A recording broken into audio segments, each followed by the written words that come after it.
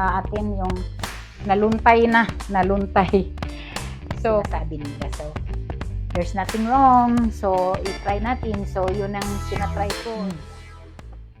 Hello po sa inyong lahat dyan, sa mga nanonood ng mga vlog ko, sa mga videos ko. Salamat sa inyong pagsuporta. I'm very thankful na nandyan kayo na nag-support sa akin. Thank you so much talaga. So, sa mga hindi pa nag-subscribe sa channel ko, please hit the subscribe below and hit the notification bell naman para updated kayo sa mga videos ko, at also hit all para lahat ng mga upload videos ko ay mapapanood nyo.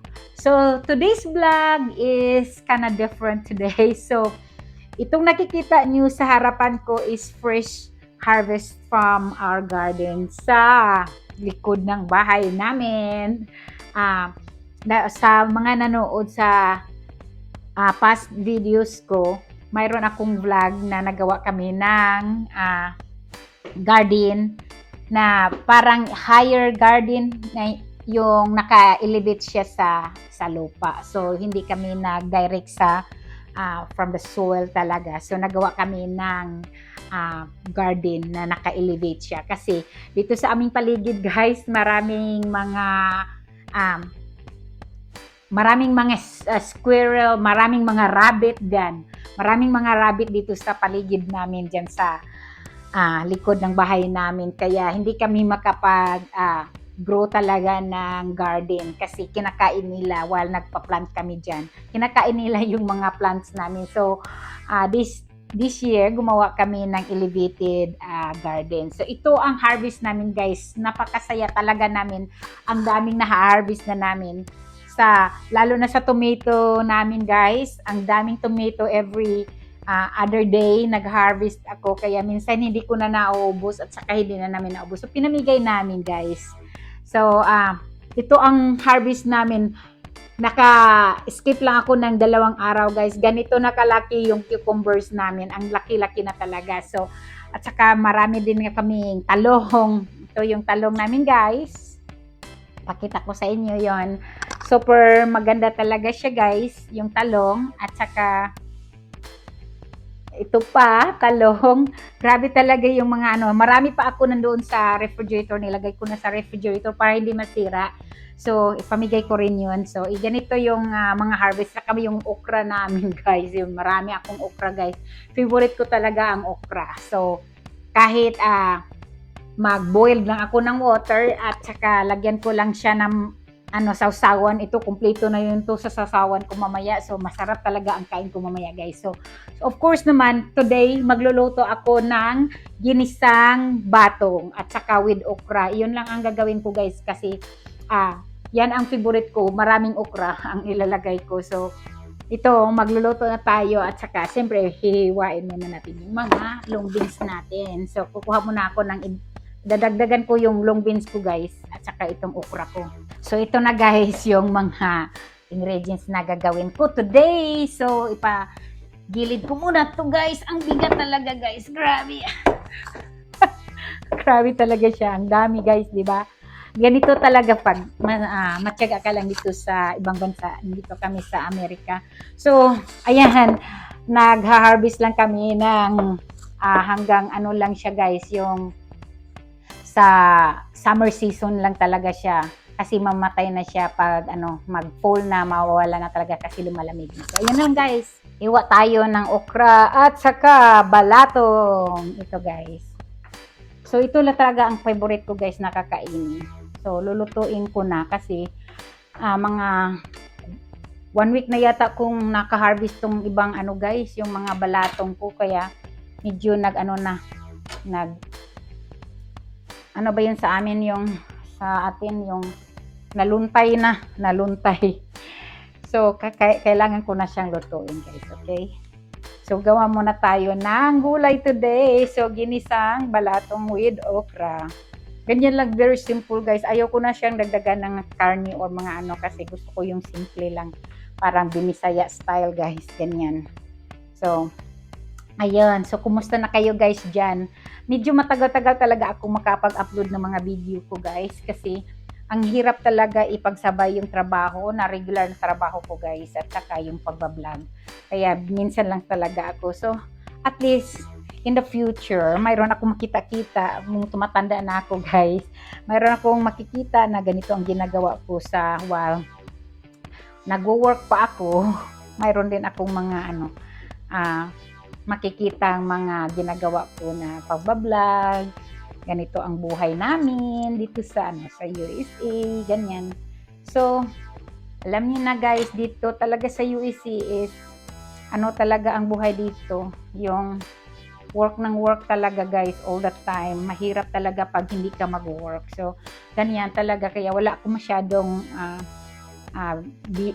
masyadong upload ng mga videos kasi hindi ako makagawa hindi ako makapag-isip kung anong gagawin ko guys. So, mga simple lang na mga gagawin ko ngayon, yung pagluluto, ganyan lang. So, gagawin ko today yung pagluluto ng fresh vegetables galing sa garden namin. So, di ba, napakasaya talaga guys na parang ang sarap talaga pakinggan na makapagluto ka na ng pinagpawisan mo dun sa labas. Alam mo guys, yung paggawa pa lang namin dito, grabe talaga. Napagod talaga kami kasi yung nilagay namin na soil sa garden, ang bigat talaga. Hakutin. Ano ba yan? Hakutin ba yun sa Tagalog guys? Yung gihakot na mo ang yung mga soil na ginagamit namin sa garden. Parang nagkabali-bali namin katawan. Yung namin guys, yung katawan talaga namin nagkabali-bali kasi ang bigat ng soil na dinadala namin sa likod ng bahay, from the front to the likod ng bahay, medyo malayo-layo din ilakad. So alam mo na pag soil guys, ang talaga bigat. So ayun, yung asawa ko nga na hurt yung knee niya. So so okay lang din guys kasi alam mo na yung mga minsan mangyari talaga na hindi natin inasahan yung mabikil yung atong mga katawan guys, ganyan. So yun talaga ang natin buhay dito guys. Very simple lang yung buhay namin dito sa USA. Busy talaga palagi dahil sa nila yung lifestyle dito. So work talaga palagi guys. Ayan. So igisa ko lang siya guys. Mamaya gawa ako ng sausawan. Parang nagutom na ako guys. Nagutom na talaga ako kasi kahapon yung pagkain namin, kumain kami earlier pa siya, yung mga 4:45 yata yun din. Hanggang ngayon hindi pa ako kumakain. Mga na guys, 11:20 na siya guys. So kaya medyo gutom na talaga ako guys. Gusto ko nang kumain. Kaya luto muna tayo ng ginisang balatong at saka So ayan. Luto na tayo dito guys. Luto. Bilisan natin kasi nagugutom na ang nanay niya. So, kumusta ng mga buhay-buhay niyo dyan guys? So, yun lang, pinalaki ko yung kasi gusto ko yung makain ko talaga yung okra. Okay guys, continue na tayo sa pagluluto ng ating ginisang gulay na long beans with okra. So, tapos ko na siyang hinugasan doon at saka nakapaghiwa na ako ng ahos at saka bombay. So, mag-init na tayo ng kalaha or pan. So, yan guys. Ay, mali pala ang ko. So, ayun. Painit muna tayo. So, ganyan lang guys. So, shout out sa inyong lahat dyan, sa mga nanonood, sa mga kaibigan ko sa all over the world na nagsubaybay sa mga videos ko. So, very simple lang yung mga vlogs ko guys. So, sana supportahan nyo yung vlog ko. Okay? So, painit muna tayo ng kalaha natin guys. Then, saka natin lagyan ng oil. So, ready na yung oil natin guys. Estimate lang natin yung mga yung ingredients na ilagay natin. So, kailangan natin ng oil at saka soy sauce. And then, mayroon din ako magic sarap para pandagdag ng lasa. So, very simple lang talaga ang pagluto ko guys. All vegetable. So, hindi ko siya lalagyan ng meat kasi yan ang gusto ko for today. So, minsan kasi nakasawa na yung meat. So, simple, very simple. Ganyan ang pagluluto namin sa Bisaya guys.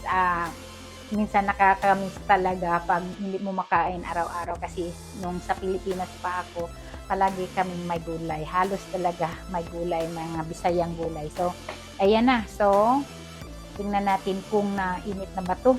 So, sarap na. Excited na ako, guys, na kumain kasi nagugutom na talaga ako. Kanina pa ako nagugutom. So, let's see. Kuha tayo ng luwag. Luwag ni sa Pilipinas. So, at lagyan na natin ng oil, guys. So, estimate lang nato kung pila ka sa kadaghanon yung oil natin, okay? So, I think konti pa. Lagyan natin siya pa ng konti kasi parang konti lang. So, ayan guys.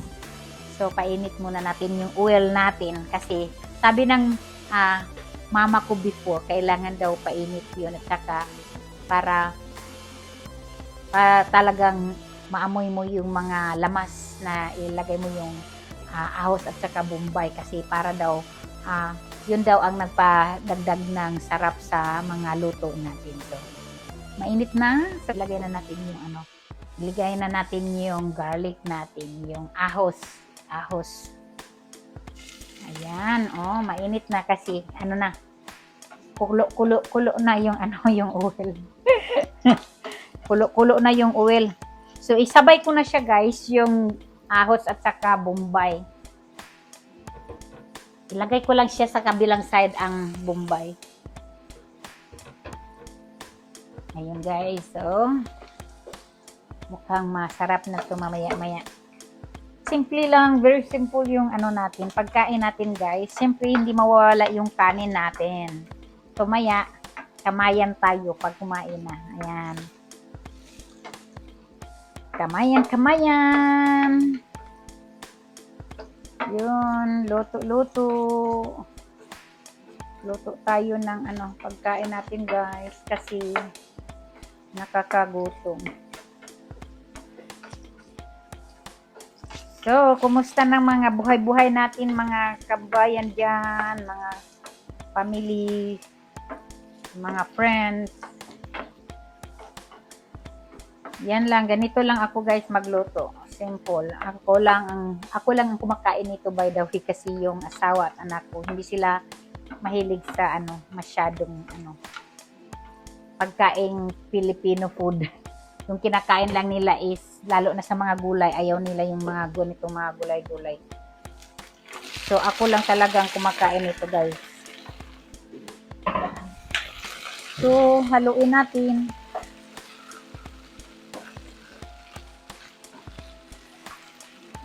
Haluin natin para mo yun, kanam yung ba yung ahos at saka bombay, yung panakot nato guys.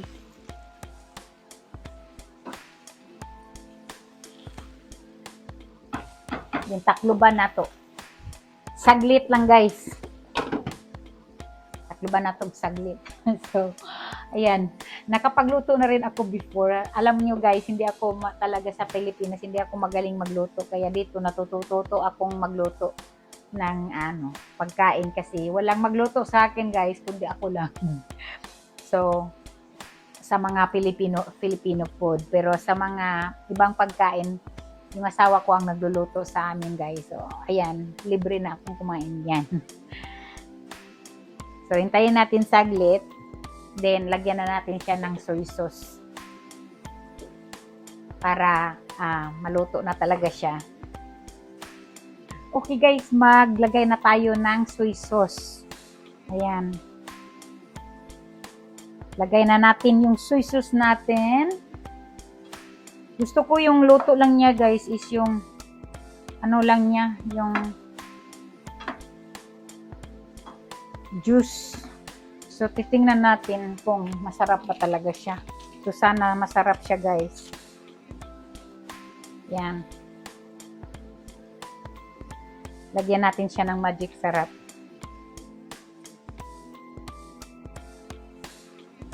Yan. Simpleng gulay lang ang ano natin, guys, today.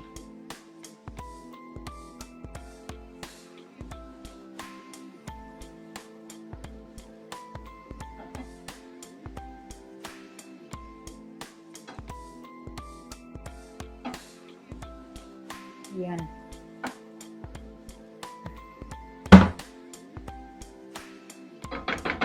Takluban sa nato utro, guys. Para maluto siya. Para lalabas yung ano, guys, yung juice ng ano, ng vegetables natin, yung okra at saka yung long beans. Kasi gusto ko yung ano lang talaga, oil at saka soy sauce yung magluto niyan sa mga gulay ko. So, ayun, guys, excited na ako. So, maya kain na tayo, okay? Pag maluto na, isi-serve ko na dyan. So, para kain na.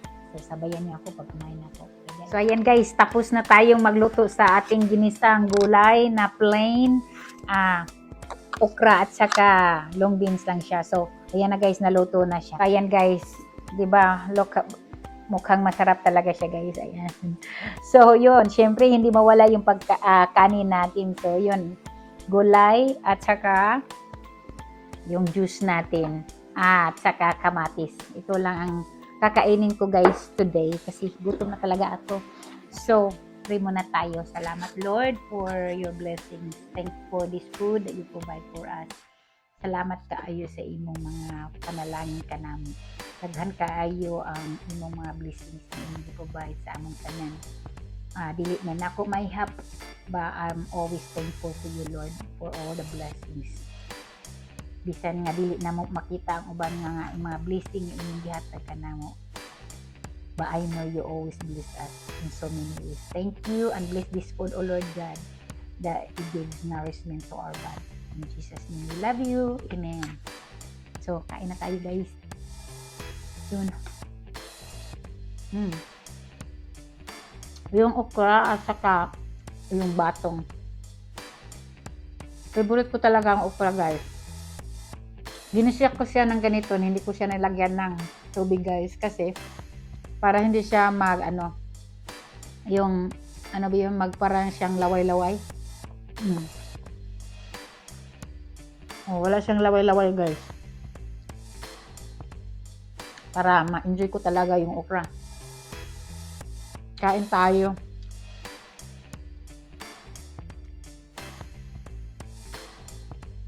Kung sino magpa-shoutout dyan, comments lang nyo dyan sa ilalim para i-shoutout ko kayo sa next video ko. Okay, guys. So,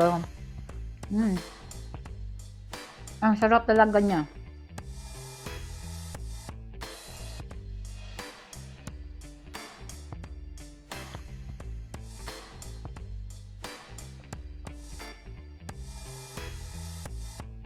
Fresh din to sa garden namin. Ayan. So, kain tayo. Parang mukbang style.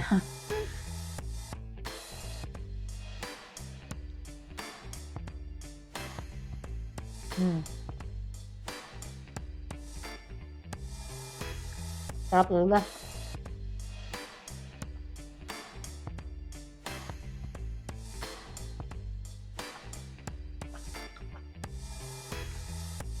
Soy sauce lang at saka oil ang nilagay ko dyan.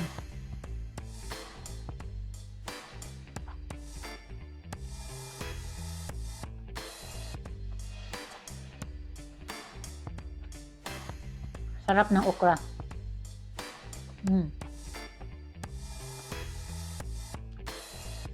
Kaya kain tayo mga langga.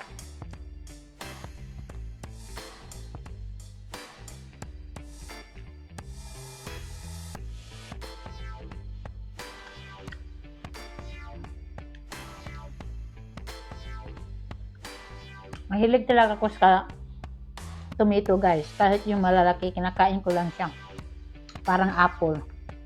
Ganyan.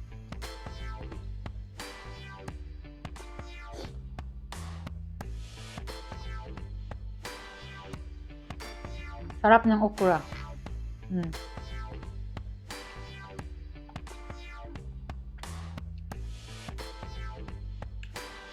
Sarap siya guys pag hindi mo siya nilagyan ng tubig para hindi siya naglaway-laway. Mm.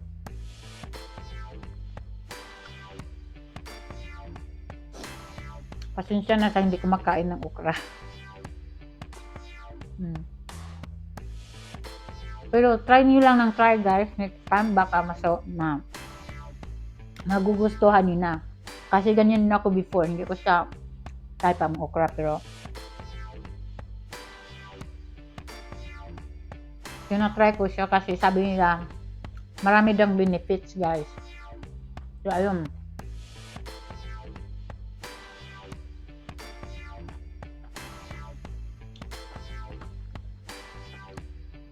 Mukhang gutom na yata ako guys eh.